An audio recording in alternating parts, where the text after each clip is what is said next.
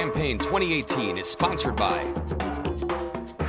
Wisconsin Hospital Association, Wisconsin Counties Association, Wisconsin Realtors Association, Marshfield Clinic Health System, AARP Wisconsin, and Campaign 2018 partner Milwaukee Journal Sentinel.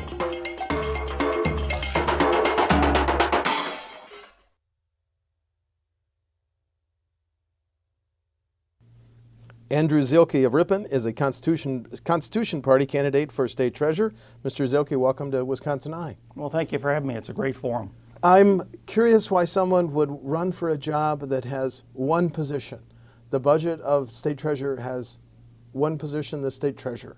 Why?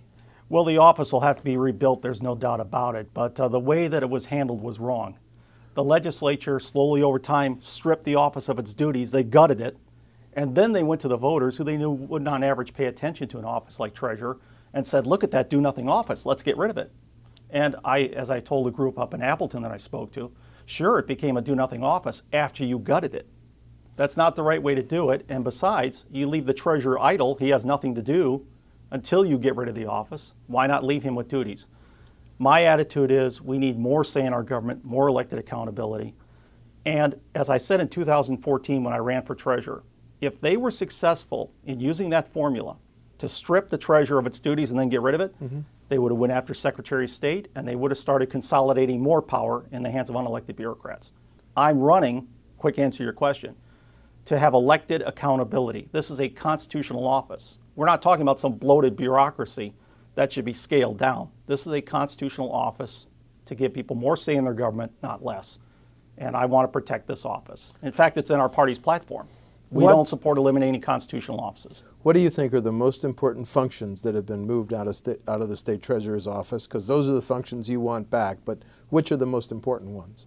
The unclaimed property program is a simple one.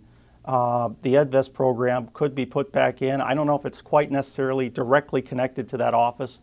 The local government investment pool. I also want to add duties to the office. I think the treasurer, quite frankly, should be the automatic head of the Department of Revenue.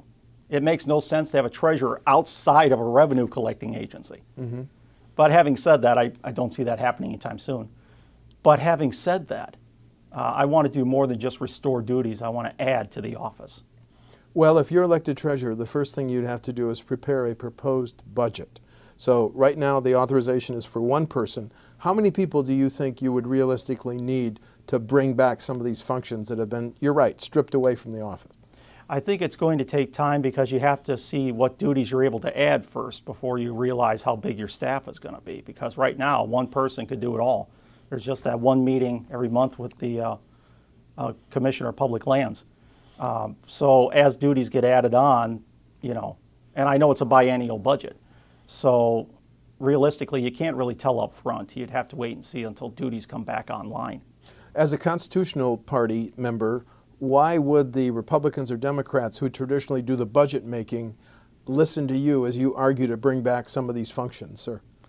Well, the main reason is because of what the voters did in April, keeping this office, and I want to thank the voters for doing that. That was fantastic, and I said back then, we need to save this office. I don't think it's going to go over well if Republicans let this office go idle for another 4 years and then say, oh, well, we tried, let's just get rid of it now. That's going to be a slap in the face to every voter, an overmajority, who said, we want to keep this office, we want to make it stronger, we want to make it a fiscal watchdog.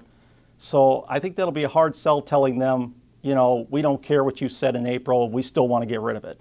I think that's the main way. Excuse me, how come you're a member of the Constitution Party and not a Republican or a Democrat? The Republican Party has strayed far and away from the Constitution, and the word conservative is such a beat-up, useless word. It really doesn't mean anything. For example, when Mitt Romney ran for president, everybody called him a conservative, and everybody knew he wasn't. There's a lot of people who say, I'm conservative, and they're not. The Democrat Party has views that are the polar opposite of what I believe.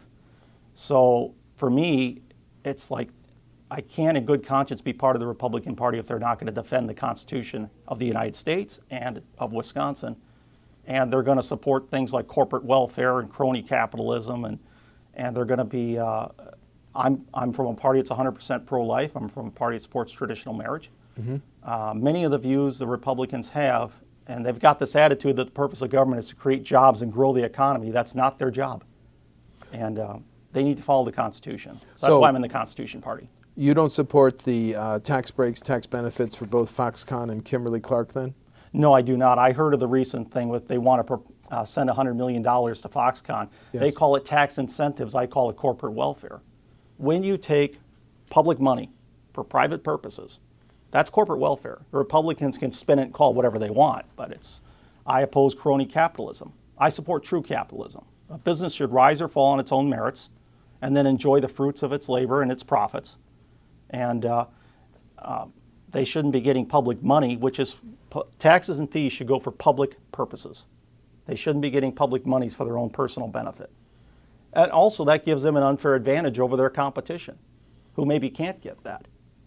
So even if that money's repaid, that ties up that money for years. That's money that's supposed to be used for everything from paying government workers to the roads, the police, at the local level, paying the fire department, paying for the street repair. That's not money that's supposed to go for business growth. What does the Constitutional Party believe is the most basic obligations of state government, most basic duties and responsibilities? Just basically get back to the Constitution. What the Constitution says you should fund those things and no more than that. Because then it becomes too easy to start saying, well, this is outside the Constitution, but maybe we could fund that. And before you know it, you've got all this bureaucracy.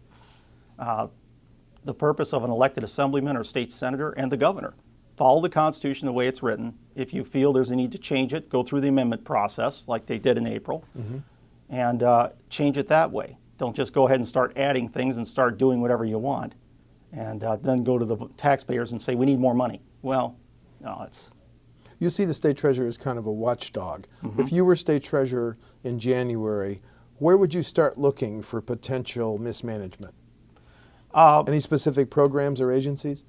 I think, for example, we put a lot of money into the public schools, and I know this isn't going to go over well, but from what I understand, almost half the state budget goes toward education. That leaves about 60% for everything else. That's one way. Another way is what unconstitutional programs, they're not written in the Constitution, are currently being funded. That should be left up to the counties and the townships. And people say, well, the counties and townships can't afford that. Well, that's because the money gets taken away from them and sent to the state. I believe, and the Constitution Party of Wisconsin believes, in different units of government. There's township government, there's county government, city government, church government. There's different layers of government. And should those local units of government, have more taxing authority than the state government? In other words, would you do away with the state income tax and give more taxing authority to the local governments? I'm glad you brought up state income tax. Our party is opposed to a tax on income, and we applaud the Republicans for getting rid of the state property tax. State property tax, if you can't pay the tax, you could lose your home. That to us is outrageous. And as for the income tax, it's based on how much you earn. The more money you earn, the more taxes you pay. Yep. That's not the proper way to fund government. The proper way to fund government is, what do you have the responsibility to fund? How much do you need for those things? And then that's it. Not, we brought in this much revenue, that means we can spend this much. That's not the way it's supposed to go. Should local governments have the ability to levy a income tax? No, as I say, I don't support a tax on incomes. They can have increase in sales tax, and there's, I don't agree with this, but in Milwaukee, they can have a tire wheel tax. Wheel tax. And I don't agree with that, but they have the right to do it. But this notion that if we get rid of the income tax, this is what I hear all the time. People say, well, we can't shrink the size of government. We can't get rid of the income tax. That'll hurt the government. That'll cut the government short. It's the knee-jerk response of people is, this will hurt government. It never seems to be for themselves. Like, if I had more money, what could I do? It's always, well, how are you going to fund the government if you do that? It's very disturbing that people feel that way. There's a big debate in Wisconsin over the property tax. Is that a justifiable way of paying for local services like schools, counties, villages, towns? No. And I say that because, think about it. First of all, you got strangers walking around your property and they're assessing the value. And then they say, well, other buildings around yours, their value is increased, so your value is worth more, even if you haven't improved anything. Comparables, yes. And it's like if my next door neighbor adds a patio on his back deck and my other neighbor puts new siding and a new roof on his house, I can't go to them and say, nor should I be able to. I can't go to them and say, don't put that new roof on, don't put that back patio on, and it'll raise my taxes. So you're not doing that. That's wrong. I shouldn't be able to do that. But I can't stop them. So basically my taxes are being raised for something I have no control over. And as far as home value sales, you know, in this neighborhood, the home value sales are this much, so your house is worth this much. I have no control. That's the obscenity of the property tax. I have no control over what other people's homes sell for. And just the thought of you could lose your home, lose your farm, because you can't afford the property tax. I will commend the Republicans and Governor Walker for holding the line on property taxes, and as I say, eliminating state property tax. But a tax on property is just wrong. Plus, it puts a disproportional burden on the people that own property.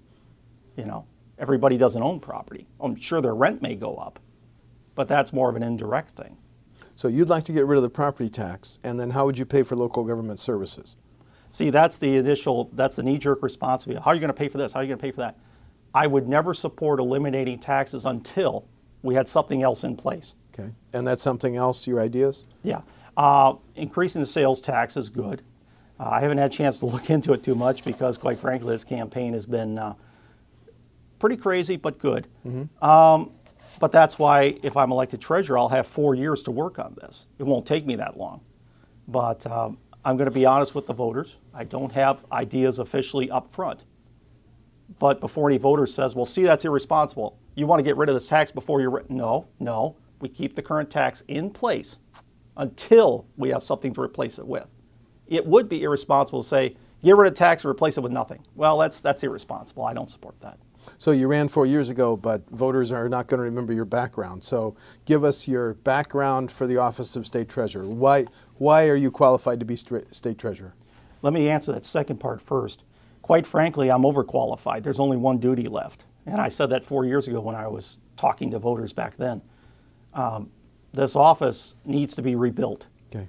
I'm chairman of the Constitution Party of Wisconsin, so I already have executive experience. I've served on the Ripon Board of Zoning Appeals. I've served on the Ripon Cable TV Committee. And I was vice chairman there, in fact, so sometimes I took over the meetings. As far as financial experience, I haven't worked at a bank like one of my opponents. But as I say, the office's duties need to be restored. And at every other place I've ever worked, as duties were added on to my job, I learned them. And that's the way it'd be different if I went into this job and 10 duties were already in place and I didn't know how to do 8 of them. Right. That would be bad. Right. There's one duty. I can handle one meeting a month. And as more duties are added, as I work with others in the Assembly and Senate who voted against this referendum to add duties, I'll learn those as I go. As you mentioned, you would serve on the Board of Commissioners of Public Lands. How important an agency is that? It's one of our oldest commissions, but how do you see its role and importance in state government? I support the Commission of Public Lands, and I think it's vital, and we need to keep it. And it's a good thing to preserve lands. And I do believe it seems like it's kind of strayed a little bit. It seems like they've given some loans to businesses, as I read right in their book. It should be just for what it was set up for: public libraries, public schools, public lands, and just stick to that and stay away from, I guess you'd call it mission creep, and stay within the confines of what it was set up for. Okay. It's vitally important to preserve that. And finally, you want to contrast yourself with the Republican and the Democrat on the ballot November 6th? Yes. Both of my opponents were no-shows in 2014 when this office was struggling for its existence. Now that the office has been saved by the voters, suddenly they decide to bravely run for it. I was running for this in 2014 when it was in trouble. And my Republican opponent, he lost his job, knowing that if he didn't drop out of the race for treasurer, and whether or not you agree with this, that the U.S. bank where he worked would fire him. He knew that, and he went ahead and ran for treasurer anyway. Funny thing is, he said that he voted yes on the referendum to eliminate this office. To eliminate the office. Why would you risk it shows a level of poor judgment and immaturity. That comes with age. He's a young guy. To risk your career for a position you might win. What if he had lost the primary? Then what? As for my Democrat opponent, I firmly believe that she's going to use this office to push every socialist idea she can think of. For now, she talks about helping students reduce their loan burden, college loans. But it won't be long before she starts saying, you know what, let's just have free tuition. And I'm very concerned about, I'm against progressivism, and I'm against bigger, bloated government. So, for now, she'll just do the low, simple things to make it look good, but once she feels she's safe in the office, if she's elected, it'll be, government should do this, government should do that, government should fund this.